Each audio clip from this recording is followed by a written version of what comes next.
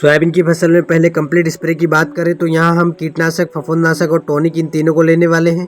फसल की अवस्था के अनुसार आपको कौन सा कीटनाशक, फफूंदनाशक या टॉनिक लेना चाहिए, चलिए वीडियो में डिटेल में बात करते हैं। सबसे पहले हमें कीटनाशक लेना है, लेकिन कौन सा लेना है यह निर्भर करता है आपकी फसल की अवस्था पर कि अभी आपकी सोयाबीन कितने दिन की हो गई है और अर्ली वैरायटी है या मीडियम लेट वैरायटी है। साथ में हमें यह भी देखना है कि इस समय कौन सा कीट का अटैक है और कौन से कीट का अटैक आने वाला भी है। तो सामान्य सी बात है कि पहले स्प्रे के टाइम यानी 25 से 35 दिन की फसल में stem fly, girdle beetle, ring cutter और कुछ संख्या में हरी सेमिलेपोरेलिया देखने को मिलती है।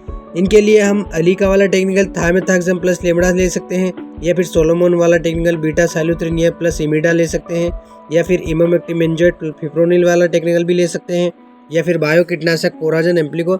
इन सभी में किसी भी एक कीटनाशक को ले सकते हैं। ये सभी कीटनाशक पहले स्प्रे के लिए बिल्कुल सही रहेंगे, वो बिना किसी क्रॉस इंसेक्टिसाइड के, क्योंकि इनमें से ज़्यादातर दो केमिकल हैं, एक कॉन्टैक्ट और दूसरा सिस्टेमिक कीटनाशक केमिकल है, और ये अकेले ही स्टेम फ्लाई, गर्डल बीडल और हरी इल्लियों पर काम करते हैं।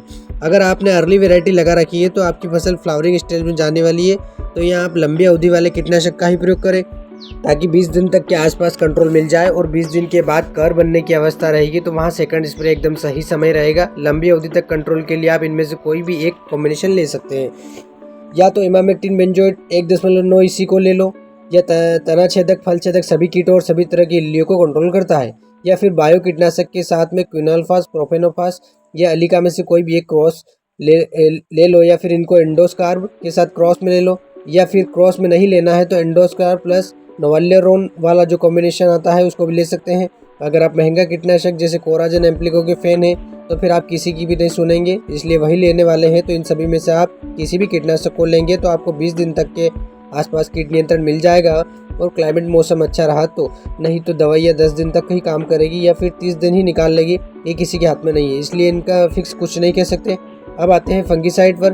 फंगिसाइड लेना है या नहीं लेना है, और अगर लेना है तो पहले स्प्रे के लिए कौन सा ठीक रहेगा। अगर कृषि विशेषज्ञों की ओर अधिक उत्पादन निकालने वाले किसानों की माने तो उनका कहना है कि हर स्प्रे में फंगिसाइड का उपयोग करना चाहिए।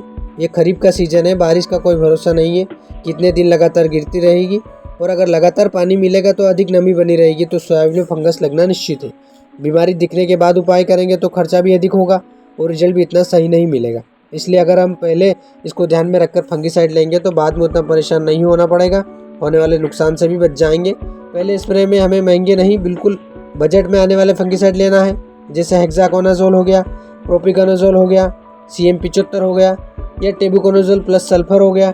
इस तरह के फंगिसाइड लेना है हमें जो बजट में रहेंगे और सही रहेंगे। अब आते हैं टॉनिक पर। कौन सा टॉनिक लेना है, तो यहाँ पर मैं आपको 2 चीज़ें रिकमेंडेड करूँगा। पहला है माइक्रोन्यूट्रिएंट मिक्सचर, जिसमें जिंक, बोरॉन, फेरस, मैग्नीशियम और कैल्शियम चिलेटेड फॉर्म में आते हैं, जो पानी में आसानी से घुल जाए। माइक्रोन्यूट्रिएंट मिक्सचर तो आपको लेना ही है, ये किसी भी हाल में फसल में ज़्यादा फायदा ही देगा, कोई नुकसान नहीं करेगा। इसका खर्चा हमें 200 से 300 रुपये प्रति एकड़ का पड़ेगा अगर पाउडर वाला लेंगे तो, और अगर लिक्विड वाला लेंगे तो उसका 300 रुपये प्रति एकड़ में ऊपर का खर्च है। इसके साथ में पानी में घुलने वाले NPK फर्टिलाइजर को लेना है।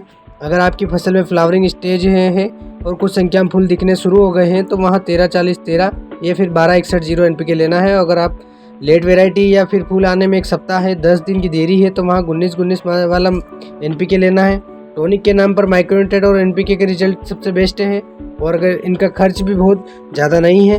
लेकिन अगर आपको फ्लावरिंग के लिए बोतल वाला टॉनिक लेना ही है तो फिर वहाँ गोदरेज का डबल, जिसमें होमोब्रसिनोलाइड आता है, या फिर फेंटेक प्लस, दोनों में से कोई भी एक ले सकते हैं। दोनों का खर्च बराबर ही है, और ज़्यादा खर्च नहीं करना है तो कम से कम माइक्रोन्यूट्रिएंट मिक्सचर तो डाल ही देना, और यह नहीं करते हैं तो फिर सबसे कम खर्च में वाटर सोल्यूबल NPK फर्टिलाइजर 19-19, 13-40-13 या फिर 12-61-0 ले सकते हैं।